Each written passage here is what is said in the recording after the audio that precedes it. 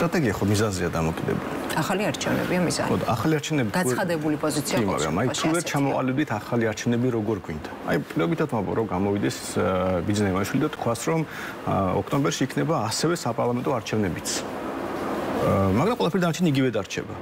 არც სესკოში ექნება ხა წარმომადგენლობა პარტიებს, იმიტომ რომ მანდატები დაკარგეს და ამასაც დაკარგავენ, არც დაფინანსება, არც სესკოს დავთმობა, არც სულს, არც პროკურატურას. ვიცით ამასთან დაკავშირებით, რომ ახალი არჩევნები უნდა ჩატარდეს ახალი წესით, ოღონდ როგორ უნდა ჩატარდეს ახალი წესით? ახალი წესი აი მაგალითად ელემენტარულად რაღაც კანონები ხონდა შეცვალოს.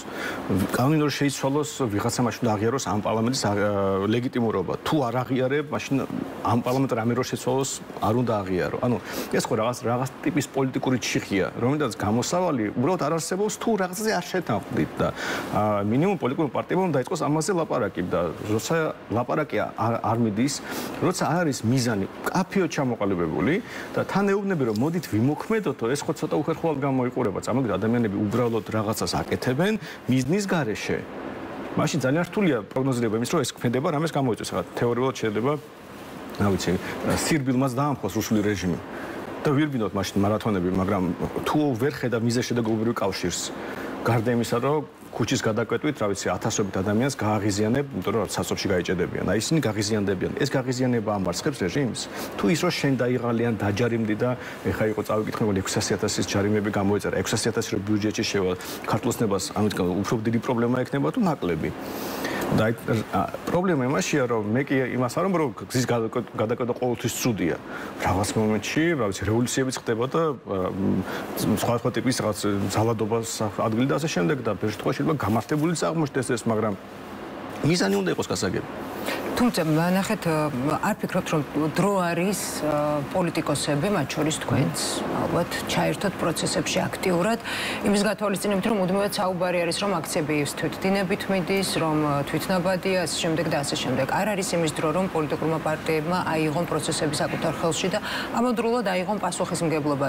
თუნდაც იმის გათვალისწინებით, რომ ახალი არჩევნების დანიშვნის შემთხვევაში თუ კი ასეთი დაუშვა პრეცედენტი, თქვა ხელისუფლებამ და შემოხვდა ნაბიჯზე, ასე ვთქვათ, წამოვიდა ოპოზიციას ცხადია რომ ისევ ამ პოლიტიკოსებს მოუწევთ არჩევნებში მონაწილეობის მიღება.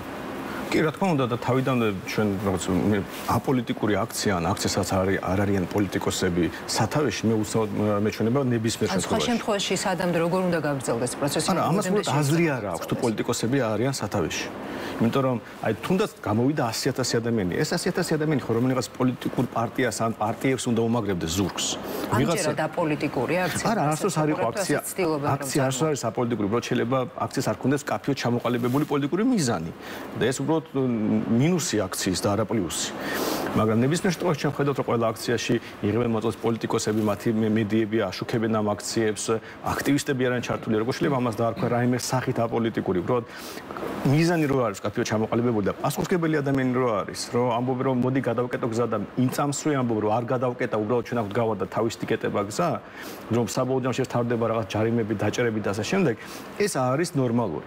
მაგრამ ნებისმიერ შემთხვევაში პარტიებმა უნდა აიღონ პასუხისმგებლობა და უბრალოდ ჩვენ რა ვიცი თავარი ჩვენი მიზანი მათ შორის აქციები დაიწყო, დარბევები იყო, ჩვენ მე დავდიოდი მიტინგზე, მათ შორის მიკროფონით ვიდექი იქ რომ ველაპარაკ ადამიანებთან რომ ასე არ შეიძლება უბრალოდ უმიზნოთ სიარული ქუჩაში არ შეიძლება.